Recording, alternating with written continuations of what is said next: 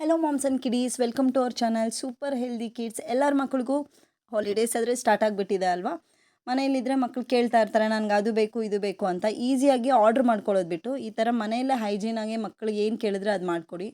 Mother's can do anything ಅಂತಾರೆ ಅಲ್ವಾ. ನಾವು ಏನು ಬೇಕಾದರೂ ಅವ್ರಿಗೆ ಇಷ್ಟ ಆಗಿರೋ ಥರ ಮಾಡ್ಕೊಬೋದು. ಇಲ್ಲಿ ಗೋಬಿ ಮಂಚೂರಿ ನಮ್ಮ ಬಿಟ್ಟು ಆದರೆ ಫಸ್ಟ್ ಟೇಸ್ಟ್ ಮಾಡಿಬಿಡ್ತಾ ಇದ್ದಾನೆ. ತಿಂದು ಹೇಳಿ ಸೂಪರಾಗಿದೆ ಅಂತ ಕೂಡ ತೋರಿಸ್ತಾ ಇದ್ದಾನೆ. ಅವನು ಕೂಡ ಅಷ್ಟೇ ಹೋಮ್ ಫುಡ್ನ ಚೆನ್ನಾಗಿ ತಿಂತಾನೆ. ಹೊರಗಡೆ ಫುಡ್ನ ತುಂಬ ಸೇಮ್ ನಮ್ಮ ಮಕ್ಕಳು ಹೇಗೆ ಫಾಲೋ ಮಾಡ್ತಾರೋ ಅವನು ಸೇಮ್ ಅದೇ ಥರನೇ. ಅವ್ರ ಅಕ್ಕ ಅವ್ರು ಏನು ತಿಂತಾರೋ ಅವನು ಅದೇ ತಿಂತಾನೆ.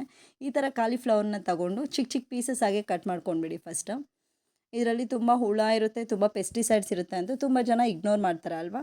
ಸೊ ನೀವು ಈ ಟಿಪ್ನ ಫಾಲೋ ಮಾಡಿಬಿಡಿ, ಈಸಿಯಾಗೆ ಎಲ್ಲ ಹೋಗ್ಬಿಡುತ್ತೆ ಹುಳ ಗಿಳ ಏನಾದರೂ ಇದ್ದರೂ ಕೂಡ. ಒಂದು ಪಾತ್ರೆಯಲ್ಲಿ ನೀರು ತಗೊಂಡು ಅದಕ್ಕೆ ಕಲ್ಲುಪ್ಪು ಅರಿಶಿನ ಹಾಕಿ ಒಂದು 5 ಮಿನಿಟ್ಸ್ ಬಾಯ್ಲ್ ಮಾಡ್ಕೊಳ್ಳಿ ವಾಟರ್ನ.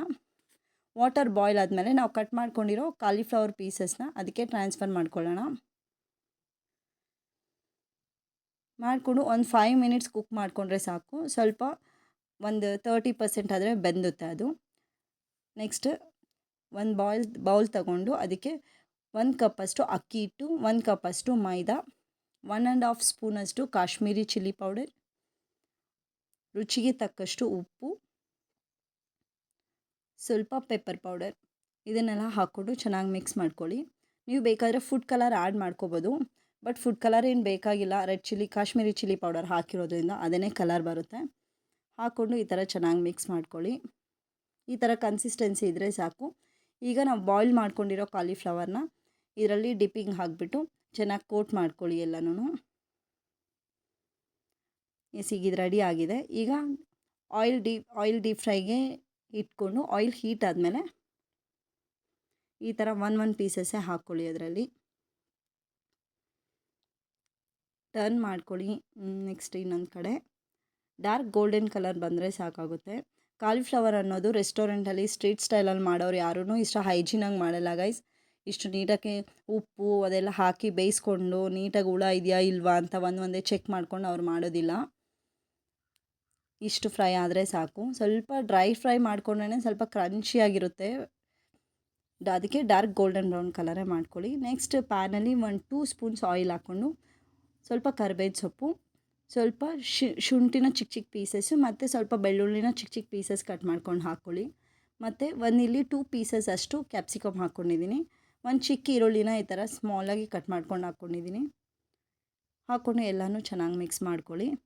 ನೆಕ್ಸ್ಟ್ ಇಲ್ಲಿ ಒಂದು ಬೌಲ್ ತಗೊಂಡು 1 ಸ್ಪೂನಷ್ಟು ಕಾರ್ನ್ಫ್ಲೋರ್ ಹಾಕ್ಕೊಂಡು ಅದರಲ್ಲಿ 3/4 ಭಾಗ ಅಷ್ಟು ವಾಟ್ರ್ ಹಾಕ್ಕೊಂಡು ಚೆನ್ನಾಗಿ ಮಿಕ್ಸ್ ಮಾಡ್ಕೊಳ್ಳಿ ಅದನ್ನು. ನೆಕ್ಸ್ಟ್ ನಾನಿಲ್ಲಿ ಇದು ಫ್ರೈ ಆಗಿದೆ. 1/2 ಸ್ಪೂನಷ್ಟು ಸೋಯಾ ಸಾಸ್, 1/2 ಸ್ಪೂನಷ್ಟು ಗ್ರೀನ್ ಚಿಲ್ಲಿ ಸಾಸ್, 1 ಸ್ಪೂನಷ್ಟು ಟೊಮೆಟೊ ಸಾಸ್, 1 ಸ್ಪೂನಷ್ಟು ರೆಡ್ ಚಿಲ್ಲಿ ಸಾಸ್ನ ಹಾಕ್ಕೊಂಡು ಚೆನ್ನಾಗಿ ಮಿಕ್ಸ್ ಮಾಡ್ತಾಯಿದ್ದೀನಿ. ಅದು ಚೆನ್ನಾಗಿ ಮಿಕ್ಸ್ ಆದಮೇಲೆ ನಾವು ಕಾರ್ನ್ಫ್ಲೋರ್ನ ಮಿಕ್ಸ್ ಮಾಡಿದ್ವಲ್ವ ವಾಟರಲ್ಲಿ, ಅದನ್ನು ಕೂಡ ಇದರಲ್ಲಿ ಹಾಕ್ಕೊಂಡು ಚೆನ್ನಾಗಿ ಮಿಕ್ಸ್ ಮಾಡ್ಕೊಳ್ಳಿ. ಮಿಕ್ಸ್ ಮಾಡಾದಮೇಲೆ ಕಾಲಿಫ್ಲವರ್ನ ಹಾಕ್ಕೊಂಡು ಚೆನ್ನಾಗಿ ಕೋಟ್ ಮಾಡ್ಕೊಳ್ಳಿ ಎಲ್ಲ ಮಿಕ್ಸ್ ಆಗೋ ಥರ. ತುಂಬ ಈಸಿ ಗೈಸ್. ಕಾಲಿಫ್ಲವರ್ ರೆಡಿ ಆಗಿದರೆ 15 to 20 ಮಿನಿಟ್ಸಲ್ಲಿ ಗೋಬಿ ಮಂಚೂರಿಯನ್ ಆದರೆ ಮನೆಯಲ್ಲಿ ಹೆಲ್ದಿಯಾಗಿ ಆ್ಯಂಡ್ ಟೇಸ್ಟಿಯಾಗಿ ರೆಡಿ ಆಗುತ್ತೆ. ಇದು ಆಲ್ಮೋಸ್ಟ್ ರೆಡಿ ಆಗಿದೆ. ಲಾಸ್ಟಲ್ಲಿ ಸ್ವಲ್ಪ ಕೊತ್ತಂಬರಿ ಸೊಪ್ಪು ಹಾಕ್ಕೊಂಡು ನಾವು ಪ್ಲೇಟಲ್ಲಿ ಗಾರ್ನಿಷ್ ಮಾಡಿಕೊಂಡ್ರೆ ಗೋಬಿ ಮಂಚೂರಿ ರೆಡಿ ಆಗಿರುತ್ತೆ. ಸೊ ರೆಸ್ಟೋರೆಂಟ್ ಫೀಲ್ ಬರಬೇಕು ಅಂತಲೇ ಕೆಚಪ್ ಹಾಕಿ ಪ್ಲೇಟ್ ಆದರೆ ಗಾರ್ನಿಷ್ ಮಾಡ್ತಾಯಿದ್ದೀನಿ ನನ್ನ ಮಗಳಿಗೋಸ್ಕರ.